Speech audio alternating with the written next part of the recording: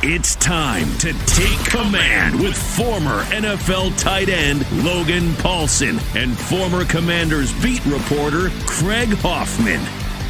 What's up? What's happening? Welcome in. It's Take Command. I'm Craig Hoffman. That is Logan Paulsen, and we are doing part 2 of our All NFC East series today, Logan. So we'll create a defense made up of only NFC East players and see who's the best of the best in the division. We did it for the offense earlier this week. Now time for the defense's turn. You ready to go? Yeah, Anything you I was excited to do some defensive stuff. I think this one will be a lot of fun.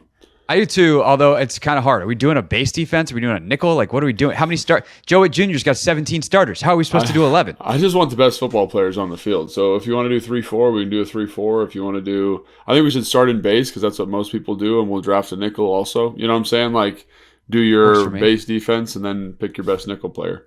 Okay, that works for me. Even if we want to just do like nickel as the base, but we'll try to shout out 3 linebackers. The more, the merrier. Yeah. Less people are mad at us later because we didn't pick their favorite guy, which is really what we're about here: is avoiding anger on the internet. How's that going, Craig? Fantastic. Probably not great, I would think. No, definitely never. All right, so let's start off with the D-line up front, and there are just an unbelievable amount of good players at every spot on the D-line in this division.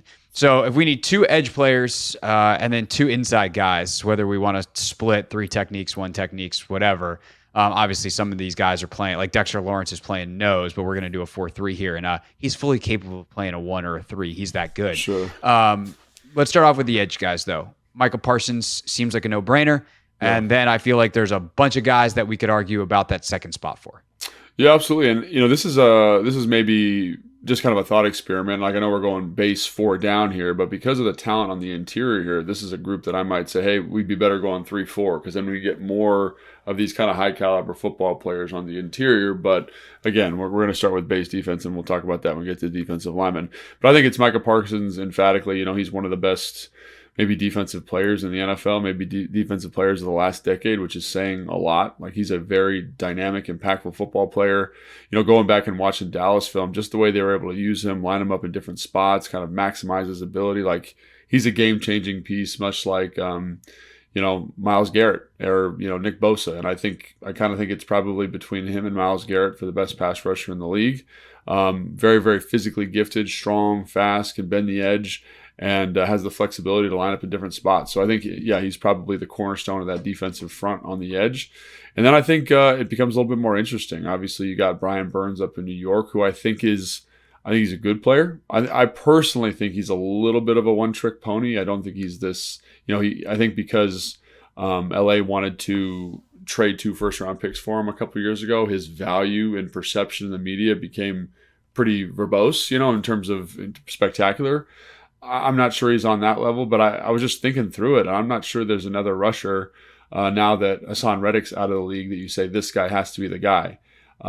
Maybe you say it's Bryce Huff. Maybe you say it's Josh Sweat. But I don't really have a strong take in terms of like there doesn't seem to be a definitive 2. Also, Lawrence in Dallas is a pretty good football player, and I know he's been a little bit banged up, but like when he's at his best, I think he might have the mantle for the second best defensive end in the division. Yeah, if it's like 2 years ago, it's a no-brainer. It's DeMarcus Lawrence.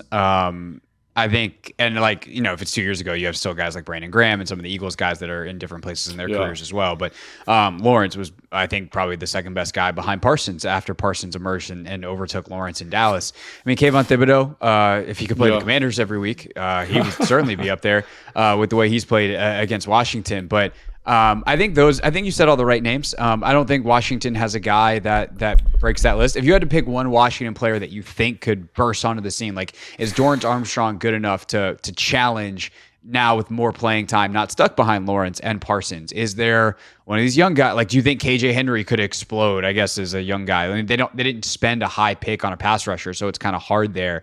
But is there any young player or player that's going to get more opportunity?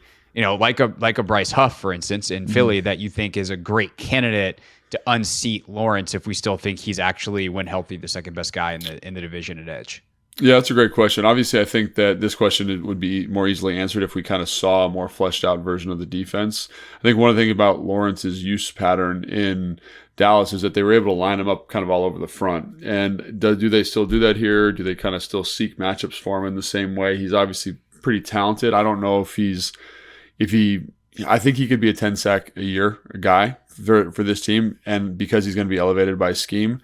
Another guy just from like a sack standpoint is Frankie Louvu. That guy's an excellent pass rusher. So, and I know he's not a defensive end per se, but I think he could make some waves for the Commanders in terms of, being like an 8 to 11 sack guy with a bunch of pressures. Like his film from Carolina is pretty special rushing the passer just from a physicality standpoint. But I'd have to say, Dorrance Armstrong, excuse me, I said Lawrence earlier. Dorrance Armstrong is the guy that I think is probably going to burst onto the scene. And then I do think it's a really compelling group for Washington because the guys they have in the room are pretty freaky. Like Andre Jones is like tall, long. He's got all the things you want.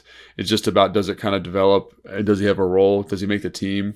But KJ Henry, you mentioned also, like same type of thing. They have a type at rusher. They have tall, long, traitsy guys. And the funny thing about tall, long, traitsy guys is that they can kind of surprise you, given the right situation, given the right kind of coaching speak towards you. So, but I think Armstrong is the guy of the group here. And again, I would kind of put an asterisk near Frankie Louvu from a pass rush pressure standpoint. But again, he's not listed, and he's probably not going to play defensive end. That's why we need 18 starters. If we do pass rusher deluxe, right. Louvu kind of gets the call there. So I would say Parsons, and then I would probably go Bryce Huff. If I'm drafting a guy, and again, we got to be smart with our interior players here, but his ability to affect the passer over the last couple seasons, and I understand it's a small sample size, I understand it's in a very specific role, like that pass rush win weight is special, and I'm going to bet on that, I think. And I think that's why Philadelphia spent all that money and bet on him. Like, I want people that can rush the passer. We're going to make good decisions on the interior. We're going to make good decisions at linebacker. But, we've got to affect the most important position in football, and that is the quarterback. So let's get guys that can get after him and put him under pressure. All right, so then we have the interior D-line. We have, obviously, two guys here with Allen and Payne. Dexter Lawrence is phenomenal. Yeah. You've got Jalen Carter in Philadelphia. Like, there's dudes all over the place. Dallas a little lacking in this department, even though they have the best on the edge. But there are certainly waves of interior players that the NFC East has to offer. Who do we think are ultimately the best two? That's again, like it's kind of your flavor, because you didn't even mention Jordan Davis as a guy. He's had flashes over the course of the last. I just think he's too he's great at what he does, but I feel like if I'm building a first team all defense here, like he's too limited. Well, I think that's the thing though. When you look back at his film from last season, he had I want to say it was probably not the first 4 games, but after the first game that there was a 4-game sequence. So week 2 to 5, basically, where he had the highest pass rush win rate on the team. And so I think people sleep on his ability to affect, especially kind of smaller offensive linemen, turn shoulders, and get to the quarterback. And you hear Jason Kelsey talk about blocking him in practice and how he presents problems for him, and that guy might be going to the Hall of Fame at center. So I do think he needs to be in the conversation. I agree with you that he's, there's a reason that we're talking about 4 games as opposed to the full 17-game season. But I do think he needs to be in the conversation, and I think, depending on how that new Vic Fangio defense speaks to Carter, speaks to Jordan Davis, like we could be talking about them in a much different light at the end of the season. But I think to me, the emphatic one, much like Micah Parsons, is Dexter Lawrence for me. And then it's kind of your flavor. I think John has shown a pretty high level ability to rush the passer as a 3 technique. I kind of think Payne has more athletic upside, and the idea of getting those two big athletic bodies on the interior, Dexter Lawrence and Daron Payne, is pretty appealing to me. I really think that would be a kind of a devastating combination, coupled with Micah Parsons, coupled with Huff. I think that's a pretty formidable front. I don't know is there somebody that you feel deserves a shout out there? I don't know. No, I think those are the right names. I mean, I feel like as Jalen Carter gets better, he's going to probably emerge as the right answer, as much as I would love to pump up the Washington duo. Yeah. And from an achievement standpoint, like their resumes obviously are better at this point because Carter's just isn't very long.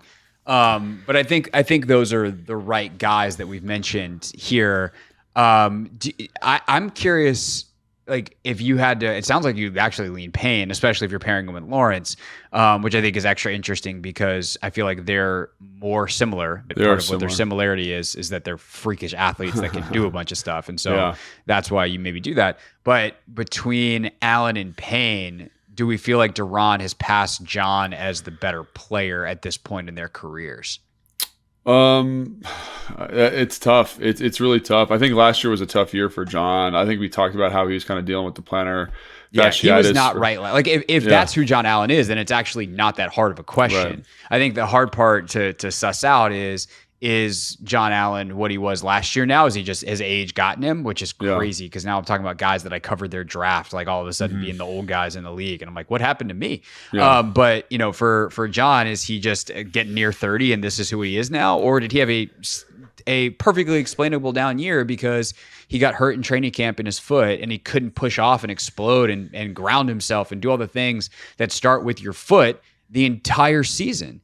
Not to mention the bad coaching, not to mention not having anybody outside of him on the edge that was dangerous, especially after they traded Chase and Montez. But even when Chase was there, like he was freelancing all over the place. We talked about it a ton last year. So John wasn't set up for success by his own body, nor by scheme, nor by teammates last year. And I certainly am not going to write off John Allen because he's done too much and is too good and is too competitive. And I think is too excited about this new coaching staff to undersell him.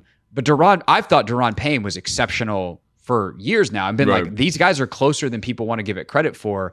John is just more outspoken, more the leader, more everything. So he's a little more out front. And I think people don't understand how good Payne is. So that's like, it's not like they're 1A, 1B, obviously in Washington for sure. And maybe they're 2A, 2B or 3A, 3B, however you want to put it in the division. Right. So they're real close. But I'm just curious from your perspective, because I feel like you also, with your like intimate level of knowledge and the amount of film you watch, you maybe appreciate some of the little stuff John does that is not as splashy as the stuff that Duran puts on tape that makes the rest of us go like, oh, wow, look at that amazing play. Look at that 3-play sequence against Denver that Duran Payne did. And just John has a steadiness to him that maybe actually shifts it back in his direction. Yeah, I think, when you watch John, one of the things that comes out is like he's much more technical. He has a better feel as a pass rusher. He's got a little bit more savvy to his game. I think the thing with Duran is that, and probably one of the reasons why I would select him is I think you're just betting on the horsepower, like putting this bigger body it's a really explosive, twitched up athlete. Again, the polish as a rusher isn't there.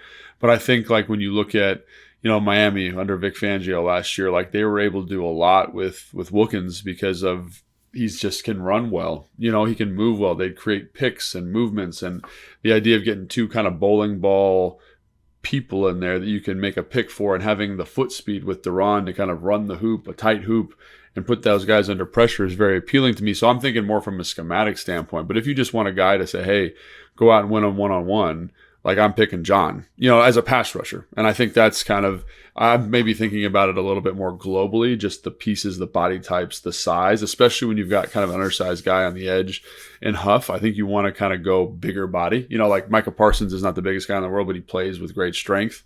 And so you got to kind of have to have other pieces there that would compensate for that. And one thing about John, he's a little bit lighter as a defensive tackle. I think he's like 195 pounds, 290 pounds, excuse me. But he has a hard time anchoring versus doubles. He has a hard time doing some of that really big body physical stuff. Now, there's technical things he does to get around it, but I would just, again, because of the other selections we've made, I'd probably kind of want to go a little bit bigger on the interior. Makes sense to me. All right, so our all NFC East defensive line is Micah Parsons, Duran Payne, Dexter Lawrence. Are we going, hold on, are we going Payne or are we going Carter? This is I think that like this is where we probably should run we didn't talk about this. We should probably run a 3-4, honestly, because then Micah Parsons is a stand-up edge, Huff is a stand-up edge, and then you get these monsters in between. Well, then you get Lawrence playing nose, Carter playing one, and then Duran playing the other. Yeah, that's brutal. I mean, think about that, man. Think about how dominant that group would be, and it becomes more dominant because you're getting better interior players. And well, then your off-ball linebackers, which we'll get to in a second, like they got room to run around. Yes, and with the dudes that we're gonna have running around, oh my God. Yeah, 100%. So that's where I'd say because of the strength of this division seems to reside on the interior defensive line. Let's run a 3-4, and then we can get in a sub when we need to. Yeah. Would you? Okay. So if that's the case, and all of a sudden that stand-up edge is truly just like a stand-up edge off ball or an on-ball, if you will, linebacker, would you then make Luvu over Huff, or would you keep Huff there? That's a great question. Man, that's tough. Because we'll compare Luvu to Wagner and Okereke and McFadden and all these dudes in a second is a pure linebacker while adding in his pass rush. But if we're going to do the 3-4 thing. Yeah, I think, man, he's just a. I'm going to talk very glowingly about him here because like when you watch Luvu's film, he is a football player's football player.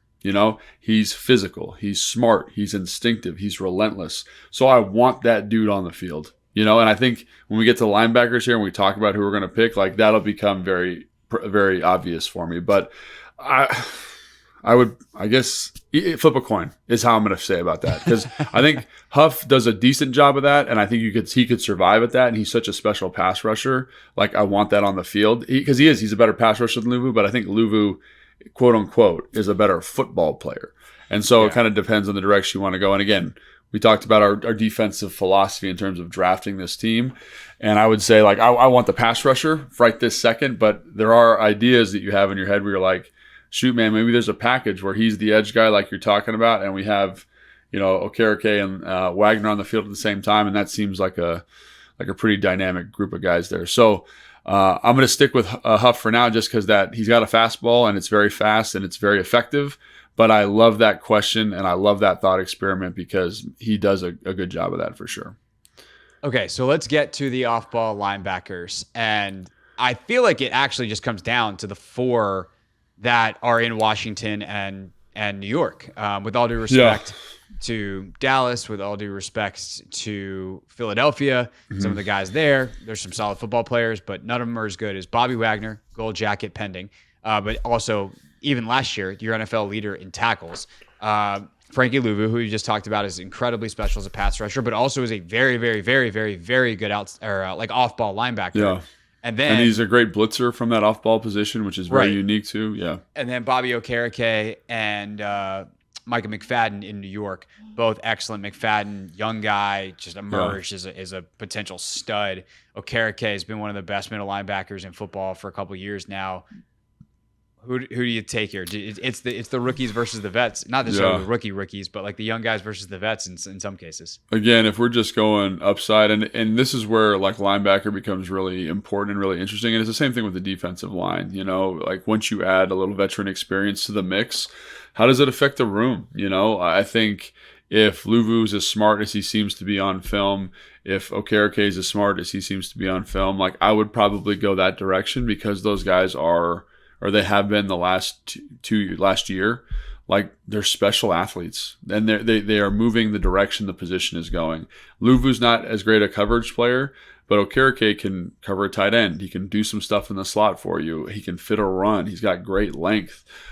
He's a smart kid, and I think like that's the way you want to go. I want those guys on the field, and that's not a knock on Wagner because again Wagner's going to the Hall of Fame, but I do think those guys just from an athletic perspective, if they're smart enough to kind of handle it and call it, you want those guys on the field. But we've seen covering Washington, covering the league for a long time, that's not always the case. Sometimes you need that field general, and if you want a field general, it's funny. I think. The two guys we aren't talking about, Wagner and what's the guy's name from New York? Micah McFadden. Mike McFadden are both kind of that field general type guy. And so I'd probably, if you need a field general, I'd probably go Okereke and Wagner because I think Okereke is probably the best linebacker in the division, just full package. Again, I love Luvu.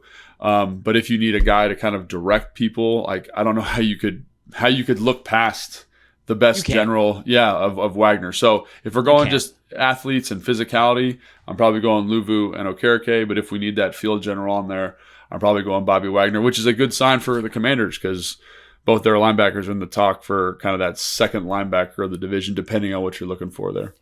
Yeah. Does it change if we're in that 4-3 look versus the 3-4? Like if you got two guys in the middle there that are your only two, or if we're playing nickel, and that's it's a 4-2-5, if you will, traditional nickel or buffalo nickel, whatever. Does it change which guy you want, or is it still kind of come down to, because it's physicality and traits versus mental acuity and experience? Is it the same conversation through and through? I think the way I look at like Luvu, for example, he does so much really good stuff at the line of scrimmage, near the line of scrimmage as a pass rusher, And so if we're getting in a nickel, like it's a coverage down, we probably shift a little bit in terms of the point of emphasis, And so I don't think that's where he's at his best, but I can't get past how good he is at the other stuff. So as much as I think we should probably go, Okereke and maybe the guy in New York, McFadden, is that his name? Yeah. McFadden. If we went that direction, because I think they're both better coverage linebackers, right? But if you want somebody just to be a football player, I think Luvu might be the best. Let me say this. He might be the best football player in the division. Like, you know what I mean? Just in terms of how he takes on blocks, how he tackles, how he pass rushes. And so I want that guy on the team. So even though like he might be a little bit of let me just say this, coverage might not be his strength. The other stuff is pretty special.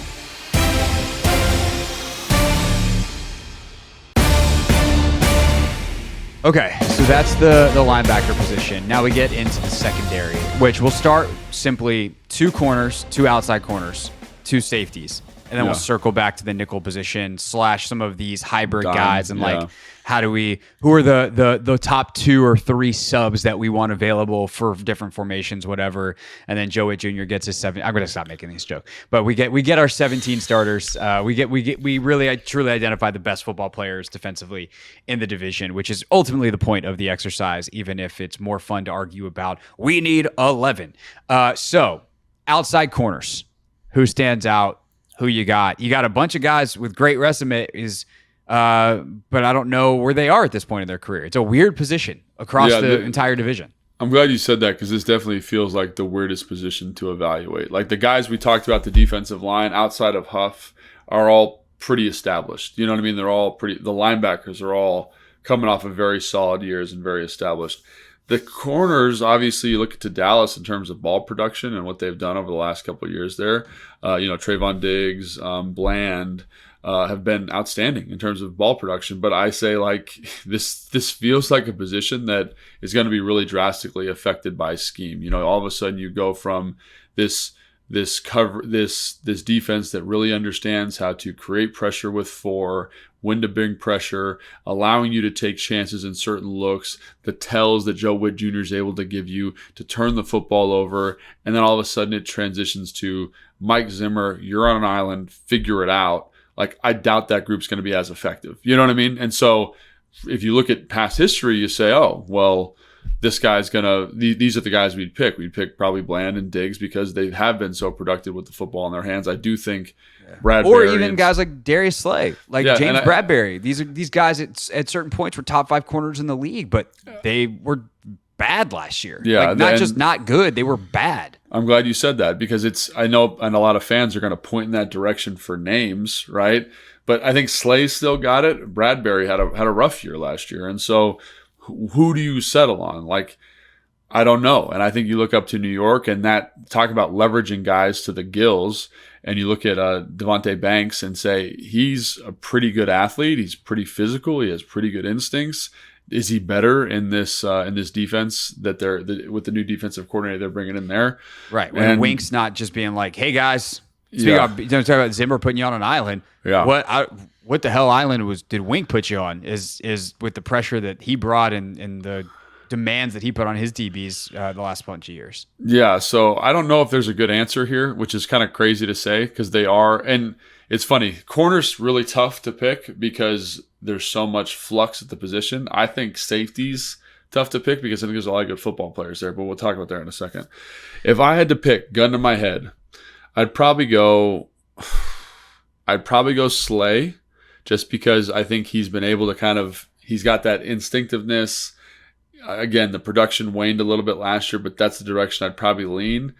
And then I guess Diggs. I guess Diggs. Yeah. I guess Diggs. And again, you're like not BSJ, Forbes, Michael Davis not doing it for you in Washington. Well, so that's the thing. If I was going to say what group is going to be better this year and what group's probably going to be the best of this, like in terms of improvement, it's going to be Washington. Like I have so much confidence. Well, there's so much room to grow. Yeah. Well, I have so much confidence also in Joe Wood Jr.'s resume. Like everywhere he goes, he gets guys to have ball production.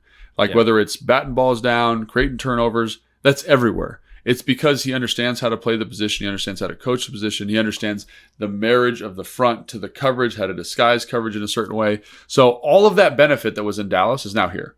So there's going to be an improvement, and they're going to be very good football players. I think. I'm very optimistic about that.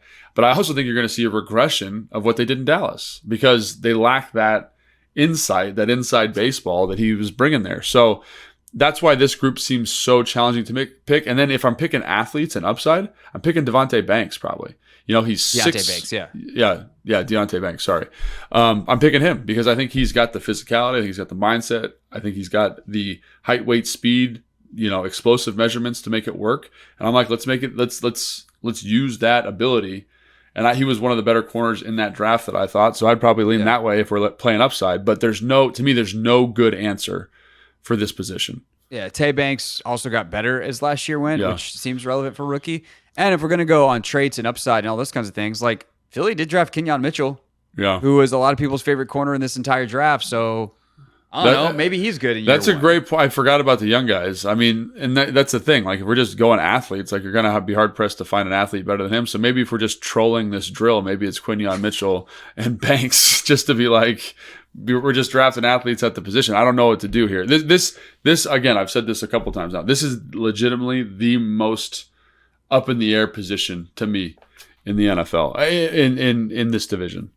Yeah, no, I agree. I think I agree with ultimately settle. Like if we're going to make our own little graphic here and put this out and let people tear it to pieces, I think the two names on the poster are Tay Banks and Darius Slay. Yeah. But I don't feel good Diggs, about it though. No, I don't either. Now that I say it out loud, I'm like, man, Cowboys fans are going to be so mad that Diggs isn't on there. And they're going to be like, but Bland set the all-time pick 6 record last year. And I was like, yeah, and there's more to the position than that. But like that's a pretty impactful record to have set. Like he did that. But is he gonna do it this next year though? Like no. But also like does he get less ball production but more solid? Like because they'd say, hey, back off some of the risk that you took, and like maybe he's got that ability. Like that's the thing is every bit of this position in this division is projection, because you have either guys that you're trying to project past performance on in terms of like Slay regaining that form, or young guys' ability to do it. And because every single defensive coordinator is different and every single scheme has changed,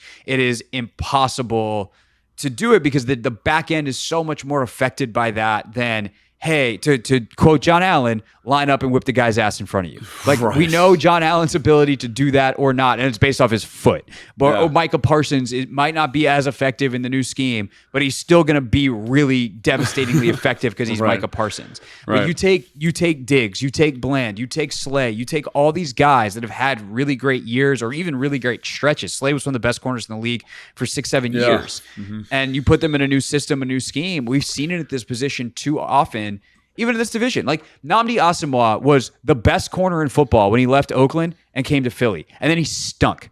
Right. Because that's what happens sometimes is corners get in new schemes and they absolutely fall off a cliff, or they get in a new scheme and a guy who was fine all of a sudden becomes awesome. Right. And so, yeah. And that's why Benjamin St. Juste is on our list as the best corner in the NFC. I wouldn't hate it. Like, talk about a guy with tremendous upside. Like, you can't have a better, like, he's 6'3", he's got 34-inch arms, and he had the fastest, 3-cone of anybody over any DB his year. Like, his change of direction ability is sick, especially, it's be sick for anybody. Nevertheless, a guy who's 6'3". Right. So you're kind of like, that would be fine. And I think, so if I'm making a troll graphic, it's probably like Kenyon Mitchell, Benjamin St. Juste, and, Banks. But I believe that they could be the best guys in the division. But also, Darius Slay and Diggs could be the best. So yeah. You know why BSJ's got such great change of direction? Because is this a Canadian joke? I have no idea why. Kind of, but actually not a joke. It's because he was a hockey player and he really? He's actually he played hockey growing up, and he credits the hockey footwork and the skills you need to play hockey to his change of direction. No kidding. I watch the Hoffman Show interviews and the interviews I do. If you want that one, go on YouTube from a year ago. He also tried to teach me how to speak French or suggest how to speak French, and that's not going well. Anyway, safety position. Then we'll come back. Or you want to hit nickel first before we go back? But I feel like nickel, like there's there's multiple iterations. There's a nickel, there's a buffalo. So let's just knock out safety straight away first. Yeah. Free and strong, or just pick two guys. CJ Gardner-Johnson's back in the division. He's interesting. Yeah. The Giants guys are new. You got Pinnock and then Newbin, the rookie. Mm-hmm. Dallas obviously has some great dudes in Donovan Wilson, Malik Hooker. And then Washington has 7 different guys that we can mention that are going to play quote-unquote starter snaps. There's a lot of good football players, but is there anybody that really stands out? Obviously, the guys, the group that sticks out the best is probably Dallas, just because of what they do, the kind of flexibility that they played with last year. And I feel much more confident about them kind of maintaining that level of consistency because they're like good football players, right? They played in the box, they played in the post, and no matter what Zimmer asked them to do, I think they've shown a proclivity at some level of being able to handle that, right? The other one that's interesting is McKinney, the guy that was up in New York, was probably the best guy in the division, but he's gone. I think he signed a contract with Minnesota.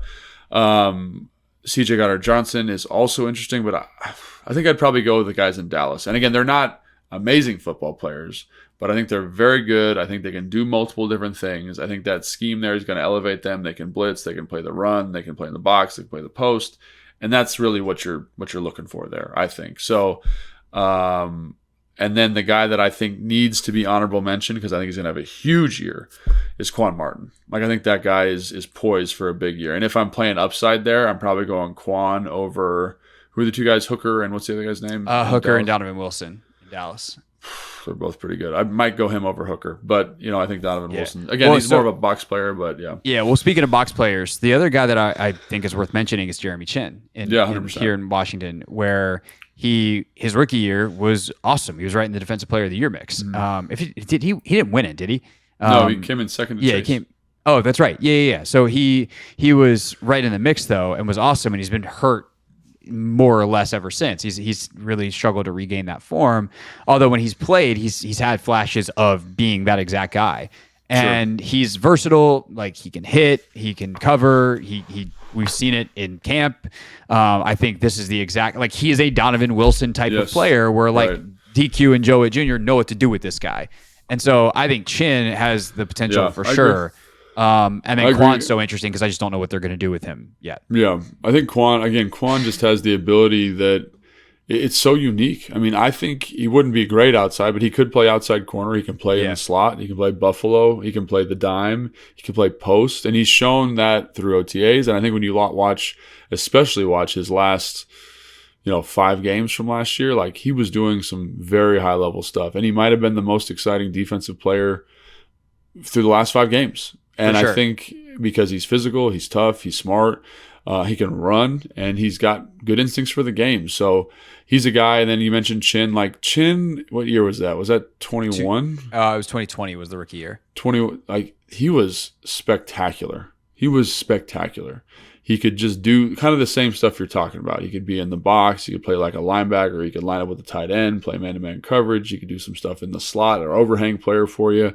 And he has some post abilities. I don't think that's like his forte. I think kind of at the second level of the defense, that's what makes him special. But if they get back to using him that way, and again, the defensive back coach here drafted him in Carolina, like, there's no way he can't be in the conversation because that's how special that year was for him. It's just, and I think you bring up a great point. I think that they understand how to use that body type. I think this defense, especially when you look at Dallas from last year, with guys like Javon Curse, who we're going to talk about in a second, and even Bland and Wilson, or not Bland, Hooker and Wilson, like, those guys are kind of positionless players. And when we talk about Quan, it's positionless. When we talk about Chin, it's positionless. And when we talk about, Dominique Hampton, it's positionless. And that ability to kind of get these long, rangy body types on the field, I think mean that this group here is going to play really, really well.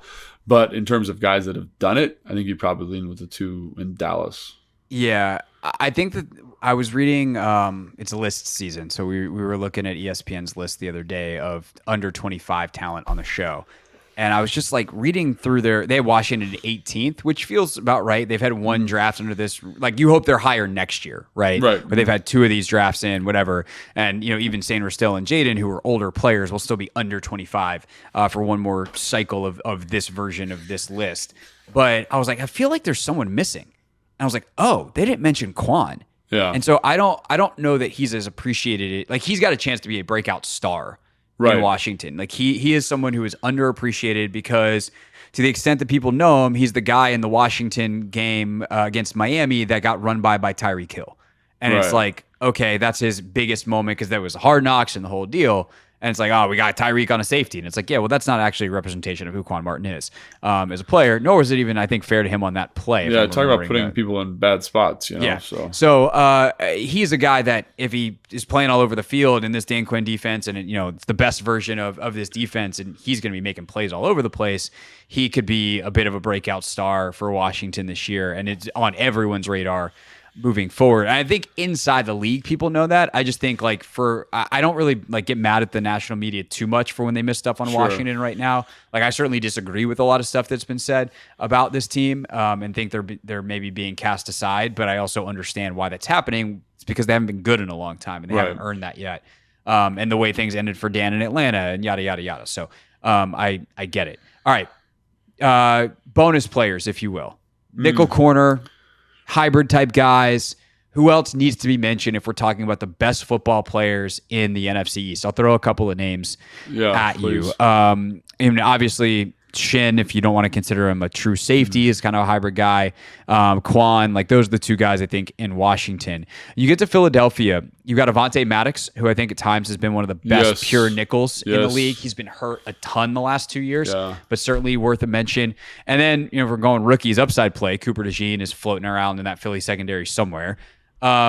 In Dallas, Jordan Lewis is their nickel. He's pretty solid. Also, Jaron Kearse is actually a free agent still, so he could pop up. He could pop up here. He could pop up Dallas. He could pop up anywhere.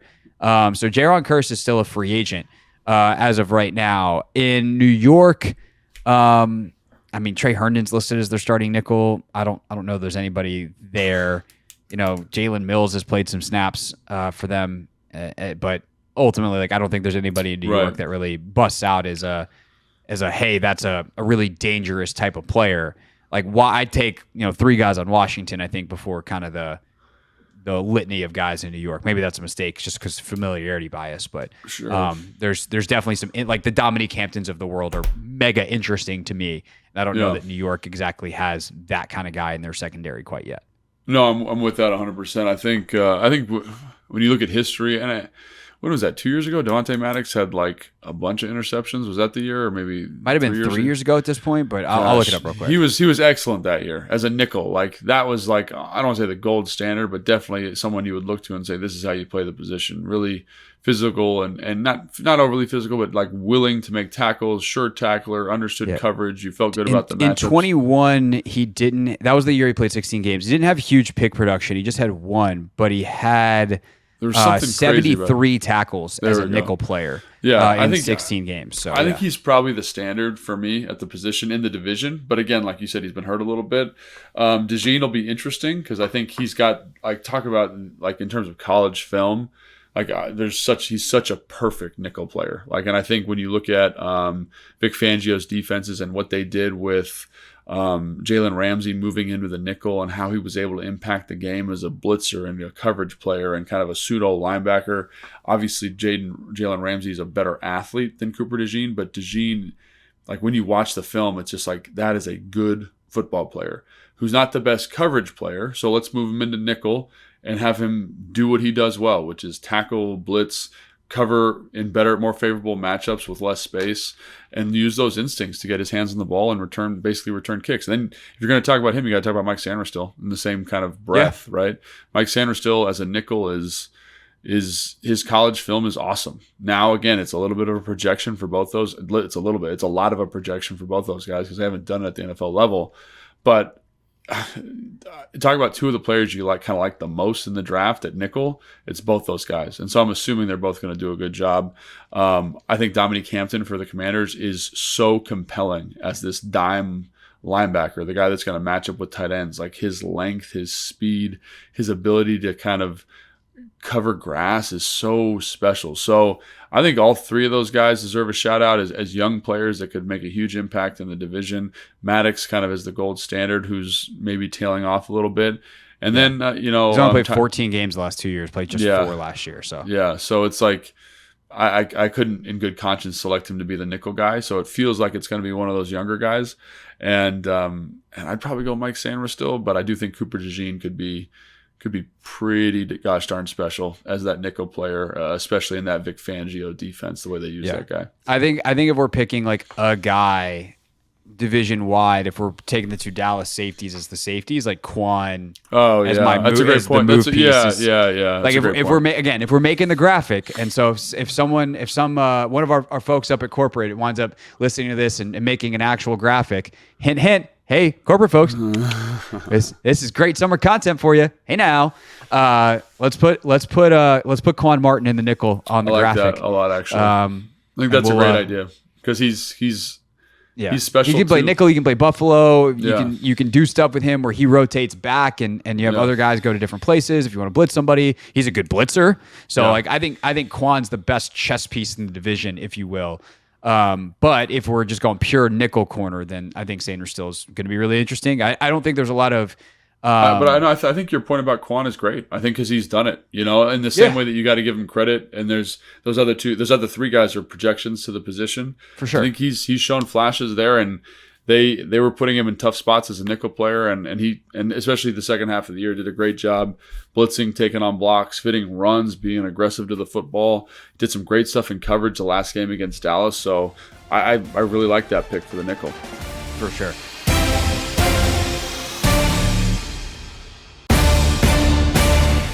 Last but not least, Logan, one mailbag question to close out the show. I'll fully pull back the curtain here. Logan and I knew we were going to not quite be able to take this defensive thing the entire time. So I was like, as we hit record, I put out on Twitter, we need one mailbag question to close the show. One and one only. And I got 2 candidates, and I'm going to make you pick a football or a non-football, Logan. I'm always going to go football, unless the non-football is just exquisite. Is it exquisite? It's short enough that I can tack it on at the end. Okay, so we're going to go 2. Right. But Johnny Guccione, it's also personal to you, so I'm gonna definitely ask you. I am genuinely curious. But this one came in just 11 minutes ago, so we sit here at the end of the podcast recording. Johnny Guccione says, with the change in kickoff rules, would it make sense to have starting offensive linemen out there blocking? So this is a really good question, actually, and I think it's a really interesting thought experiment. So basically with the current setup, a lot of special teams coaches that you talk to say it's actually going to play more like a traditional run, like an outside zone, inside zone, and I think you've heard that probably everywhere. To me, the problem that you run into, so when you're running the football, you as the offense know where the ball is going. However, when I'm kicking the ball off, I can directionally kick. And so when you're watching practice and you're seeing guys having to identify the ball and run the spots, they still have to drop. And so you still need a certain level of athleticism to get guys kind of to this offensive line setup in front of the ball and then execute your play. Now, if you wanted to use a guy as your post player in a double team, maybe, but you'd have to probably put them in the second line there, and they'd have to run up as opposed to run back in that scenario if you were going to use offensive linemen. I just think the front line requires too much movement to kind of establish your blocking perimeter, right? And for people that have never done that, it's kind of like playing basketball, but the other team's on a fast break, and so you're kind of like looking over your shoulder. You're trying to match up in transition. In transition, that's exactly right. And you need good athletes. You need guys that have good feels for that. So usually those tend to be linebacker, safety type guys. Maybe a tight end or a receiver can get in there, but it's a very specific skill set. It's very, very challenging. So I think that's why you'd probably steer away from offensive line in that front line. But in terms of creating space, if you have an offensive lineman that could get to those spots and then be the double team guy and move some people off the spot, not a bad idea. I just think the athletic precursor is too challenging. Yeah, I think especially the question is phrased, would it make sense to have starting offensive linemen? Absolutely not, because of injury risk. Because imagine you're a big hog molly offensive lineman, and now you've run to go get a block on kickoff return, and now you're huffing and puffing before the series starts every series that follows kickoff. Yeah. That's less than ideal. So I think there's like a player management element to that, but purely on a schematical, like schematic, is schematical a word? Schematic offensive line. That up, actually, yeah. It sounds like it should be. Tactical meets schematical. I do think that in talking to offensive linemen, including the guy who may be best at this in NFL history, and Trent Williams over the years, running and hitting moving targets is the thing offensive linemen like the least. Yes, it's so hard to hit, especially like DBs and safeties that are flying down the field. When Trent does it, it's awesome, and he's killed multiple human beings on the football field, just buried them into the ground. Poor little guys who get smashed by Trent on the edge. But doing it is hard, and you whiff a lot. And so getting a guy like a linebacker whose whole job is to identify a moving target, run, and hit it is actually beneficial and more speaks more to the skill set, even if they're maybe not as technically proficient as blockers. Yeah, again, you couldn't have said it better myself. It's the setup to the block. They're better blockers. It's the setup and getting in position to make the block. So it's a technical block versus the ability to actually get on the block in the first place. And you can't do the second without the first. All right, the non-football question from our guy Big Doug, a fellow podcaster in the podcast universe, who's fantastic, good friend of ours. Does Logan miss his long hair? I do and I don't. I miss the long hair because it's like a change of what's the word I'm looking for? A change of season in life. You know, I was basically able to look like, you know, a well-fed homeless person for a long time, and no one would say anything. You know, huge beard, long hair, and I like that. I like kind of living in that casual aesthetic. You know, there was an element of barbarism that. Yes. That worked for you as an NFL blocking tight end whose job it was to just run into people with your face mask. 100%. And then when I finished playing, it was like, now you have to be an adult and get like an adult job and do adult things. And coming with that was like, hey, you need to cut your hair. And I was like, okay, I guess I'm doing that. So I do miss it. I mean, when I'm prepping in the morning, this is way easier. Just kind of couple of bits of water and we're ready to go. But long story short, I do miss it because I think it kind of coincides or represents that time in my life when I was, you know, playing football and hanging out and living the good life a little bit. So, yeah, there you go. That's the answer, Big Doug. That's the answer. Yes, but also no. Correct.